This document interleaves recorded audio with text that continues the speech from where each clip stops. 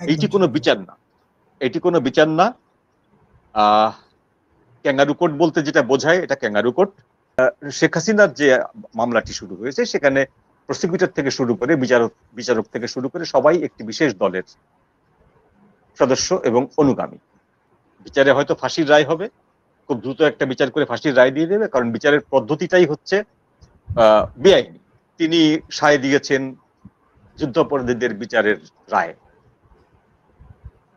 না, বাংলা জাতির অন্যতম ট্রাজেডি হচ্ছে আজকে তারই পুত্র প্রধান বিচারপতি সেই আদালতে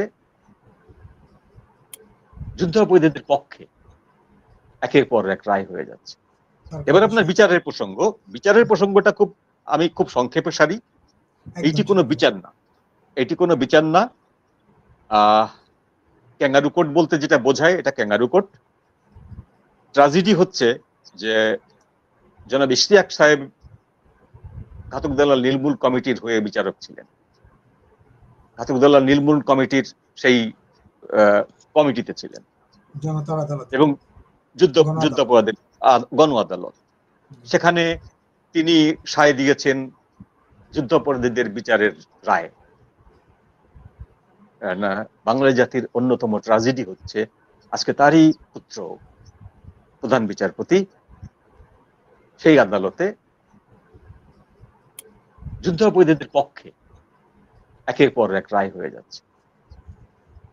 দেশের বিপক্ষে, মুক্তিযুদ্ধের বিপক্ষে, স্বাধীনতার বিপক্ষে, যুদ্ধাপরাধ, জামাত, রাজাকার, আল বদর এদের পক্ষে রায় হয়ে যাচ্ছে।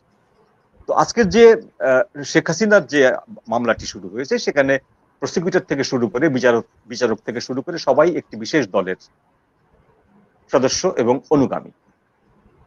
সেখানে বাইরের কোনো লোক নেই।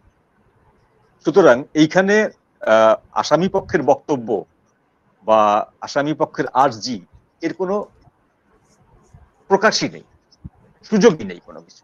আসামি পক্ষের মানে সপক্ষে বক্তব্য দেওয়ার কোনো সুযোগই নেই। সুতরাং এই কোর্ট থেকে কি বিচার হলো, কি রায় হলো, তাতে কিছু যায় আসে না। বিচারে হয়তো ফাঁসির রায় হবে, খুব দ্রুত একটা বিচার করে ফাঁসির রায় দিয়ে দেবে, কারণ বিচারের পদ্ধতিটাই হচ্ছে বেআইনি। যেভাবে আমাদের সরকার 106 ধারাকে একটা ব্লান্ডার করেছেন বেআইনি ভাবে, ঠিক সেইভাবে এই বিচারটাও একটা বেআইনি বিচার। যে আদালতে বিশেষ কতগুলো অপরাধের বিচার করা হবে সেই আদালতে একটি তথাকথিত খুনের আদেশদাতা হিসাবে বিচার করা হচ্ছে। এটা তো যুদ্ধাপরাধ না। এটা বলা যেতে পারে যে হ্যাঁ ঠিক আছে, বড়জোর বলতে পারে আদালত স্বেচ্ছাচারী বা স্বৈরাচারী সরকার প্রধানের বিরুদ্ধে বিচার করতে হচ্ছে। সেটা সাধারণ কোর্টে হতে পারে, সিভিল কোর্টে হতে পারে। এই কোর্টে যুদ্ধাপরাধী ছাড়া আর কোনো বিচার করার সুযোগ নেই। সেখানে তারা বিচার করছেন, করে রায় দেবেন, রায় ফাঁসি হবে। ফাঁসির পরে ইয়ের মাধ্যমে আপনার ইন্টারপোলের মাধ্যমে শেখ হাসিনাকে ফেরানোর জন্য তোড়জোড় হবে। শেষ পর্যন্ত কিছুই হবে না, শেখ হাসিনাকে ফেরাতে ব্যর্থ হবে তারা, ফলাফল জিরো। এখন যেটা বিপজ্জনক সেটা হলো যে শেখ হাসিনার বিচারের পাশাপাশি অন্য যে গ্রেপ্তারকৃত লোকজন যারা আছে আওয়ামী লীগ এবং 14 দলের বা অন্যান্য মুক্তিযোদ্ধার পক্ষের বা বিভিন্ন সেনা কর্মকর্তা বা পুলিশ কর্মকর্তা অনেকে যারা জেলে আছে, তাদের বিচারও যদি এই আদালতে করা হয় এবং এইভাবে রায় ঘোষণা করা হয়, তাদের জন্য সেটা খুব অ্যালার্মিং। তাদেরকে হয়তো ইনস্ট্যান্ট ফাঁসি দিয়ে দেবে। পরিষ্কার, মানে এটা একটা রিভেঞ্জের আদালত আপনি বলতে চাচ্ছেন। পরিষ্কার, এটা ক্যাঙ্গারু কোর্ট।